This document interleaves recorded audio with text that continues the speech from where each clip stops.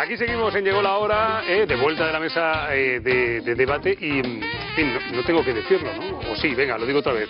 Mañana especial llegada de los Reyes Magos a Málaga. Bueno, a Málaga, a Benalmádena, a Mijas, a Vélez. Vamos a estar en 4 cabalgatas de Reyes con un programa maratón desde las 4:30 de la tarde y hasta las 8:30, a las 9, hasta lo que sea necesario. En fin, todo esto y mucho más mañana aquí en 101 Televisión, 4 cabalgatas, la de Málaga. Os lo vamos a contar todo en directo y además vamos a tener regalos, un montón de cosas. Bueno, eso por una parte. Y ahora, el presente de indicativos. Permítame presentar a Miguel Ángel Serralbo. ¿Qué tal, Miguel Ángel? Buenas noches. Muy buenas noches, ¿qué tal? Oye, te hemos invitado porque tú sabes mucho de empleo. Bueno, conozco un poco el mercado laboral y trabajamos en ello. Bueno, oye, tu empresa trabaja en recursos humanos, sois recursos humanos y claro, estáis ahí en medio sois un poco la bisagra entre la empresa que busca al trabajador y el trabajador, ¿no? Sí, nosotros yo siempre digo que estamos en un lugar privilegiado, ¿no? Porque estamos con aquellas personas las empresas que son los que demandan talento por un lado y luego cuando lo contratan pues trabajan con ese talento y por otro lado estamos en el otro lado de la mesa que son con aquellas personas que se quieren incorporar al mercado laboral, ¿no? Entonces creo que es un lugar privilegiado sobre todo por esa doble vertiente, ¿no? Miguel Ángel Serralbo, que es socio fundador de Contalento Recursos Humanos, que es el nombre de tu empresa. ¿Y por qué hemos invitado a Miguel Ángel? Pues porque hace unos días aquí en la mesa de debate comentábamos los datos del paro, los datos del año 2017. Creo que tenemos el titular. En definitiva, parecen buenos datos. Parece que cuando lo comentamos con nuestros contertulios, oye, pues el empleo está subiendo, el paro está disminuyendo. ¿Estamos en una buena época realmente, Miguel Ángel? De hecho, no solamente este año, creo que han sido los últimos 5 años, ha sido un crecimiento del empleo. Sí es cierto que este año ha sido de los más significativos y hombre, todavía no estamos en los datos que antes de crisis, ¿no? Pero sí es cierto que bueno, siempre se está contratando y siempre, incluso en época de crisis, siempre ha habido contrataciones. Eso nunca hay que olvidarlo, que no es que se haya frenado al 100%, ¿no? Lo que pasa es que había que ir a pescar o a buscar y algunas políticas también de contención y cierres de empresas han perjudicado, ¿no? Pero sí, posiblemente el 2018 sea o siga siendo un año también de crecimiento en empleo. Oye, la última vez que estuve contigo, me parece que fue en Esesa, hablando... ¿Sí? Me comentabas que teníais muy buenas sensaciones, que estabais notando otra vez cómo ciertos mercados se estaban moviendo. La sensación que tenéis vosotros, la gente de recursos humanos, es esa, es en positivo también. No en todos los sectores, es en positivo, ¿no? Lo único que sí es cierto que no suelen ser en todos los sectores de actividad. Hay sectores de actividad, sobre todo, pues muy relacionados con la tecnología, en la ingeniería, son sectores que están en pleno crecimiento. También los sectores de la grande distribución y comercio. Y por otro lado también a nivel transversal hay algunas áreas también que son muy demandadas, es decir, y que a lo mejor cuesta mucho cubrir, que son por ejemplo los perfiles de negocio, todos los perfiles comerciales, todos los perfiles como tal, eso cuesta muchas veces cubrirlo. Teníamos ahí el titular, ahí está, la creación de empleo logra el mejor año, ahí entre comillas, que nos motiva mucho, con 611.146 nuevos ocupados. Diciembre suele ser un mes en el que baja el desempleo gracias al tirón de la campaña navideña y es verdad, los últimos datos lo han demostrado. La pregunta del millón, en fin, estamos arrancando 2018, todos con los deseos, ¿qué va a pasar este año? ¿Vamos a seguir con esta tendencia? Yo creo que las empresas, igual que los particulares, a primeros de año nos ponemos también propósitos, ¿no? Propósitos de enmienda y propósitos de mejoras, suelen analizar, sobre todo las pymes suelen analizar los crecimientos.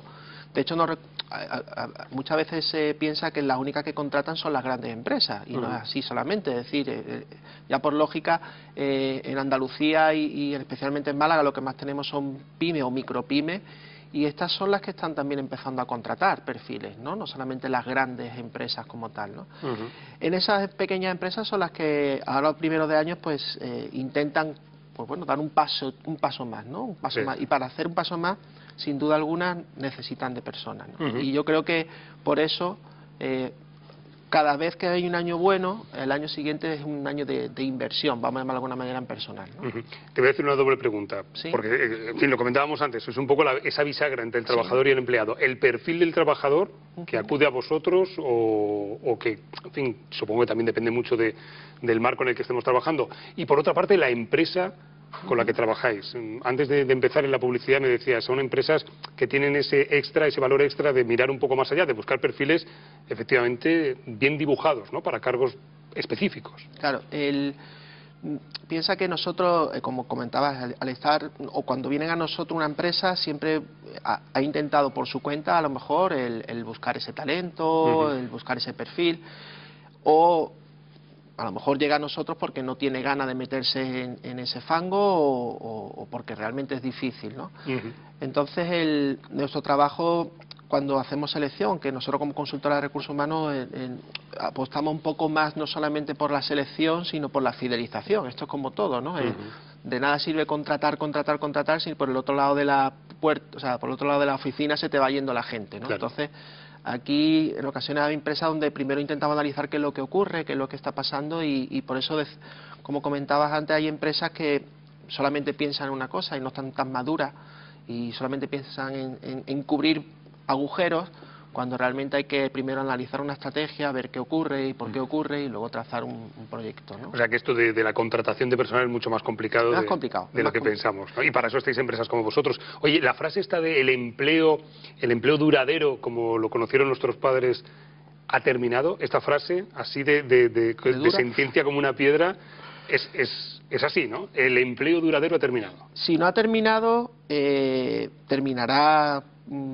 Y además creo que es sano, esto es como todo, ¿no? Creo que no hemos acostumbrado a, más que sano, estamos en otra etapa, esto es otro ciclo, en un ciclo radicalmente distinto al que se ha vivido o vivían nuestros padres, donde antiguamente en un currículum estaba mal visto que tuvieses mucho movimiento y fluctuaciones, ¿no? Y ahora se valora eso, muchos perfiles, ¿no? Que no tenga tanta anquilosamiento en una posición, ¿no? Entonces, fíjate, el trabajo para toda la vida, para la empresa es normal que eso vaya desapareciendo, ¿no? ¿Por qué? Pues porque las empresas tenemos proyectos con fecha de inicio y fecha de finalización, claro. Y con lo cual pues contaremos con gente con fecha de inicio y fecha de finalización. Lo que venían siendo, o lo que son contratos por obra, ¿no? De contrato para este proyecto que empieza hoy y terminará cuando termine, ¿no? A mí, en ocasiones la gente, cuando nosotros damos charlas o conferencias, un poco nos vienen preocupados cuando les decimos que posiblemente es casi como ser autónomos, ¿no? Es decir, en vez de trabajar para un único cliente, que es trabajar por cuenta ajena, trabajar por cuenta propia es trabajar para varios, ¿vale? Pero es que al final la diferencia es esa, ¿no? Es eso, tenemos un proyecto de inicio y de finalización y tendremos proyectos de inicio y finalización, algunos durarán mayor tiempo, pero lo importante yo creo que es estar en la cabeza de ese empleador o futuros empleadores, ¿no? Oye, volviendo al último encuentro que tuvimos en ESESA, me acuerdo que un ponente, un coaching de esta gente brillante que dice cosas fantásticas, dijo, no se conocen, no se tiene ni idea de los empleos del futuro. ¿Qué le digo yo a mi hija, que tiene 14 años ahora, digo, ¿para dónde tiramos, no? Porque si no se conocen, en fin, ¿qué empleos va a haber en el futuro? Es cierto que, mira, a mí me sorprendía hace poco que veía creo que era la Universidad Complutense de Madrid y creo también la Universidad de La Rioja, había sacado un grado universitario de creación de videojuegos. Es decir, 4 años, no estamos hablando de un máster, estamos hablando de un grado universitario. Claro, eso te hace ver que mañana posiblemente una profesión sea, bueno, ya lo es hoy, pero reglada, por llamarlo de alguna manera, a nivel puro y duro, que sea la creación de videojuegos. Pues claro, esa profesión hace 5 o 10 años posiblemente no existía.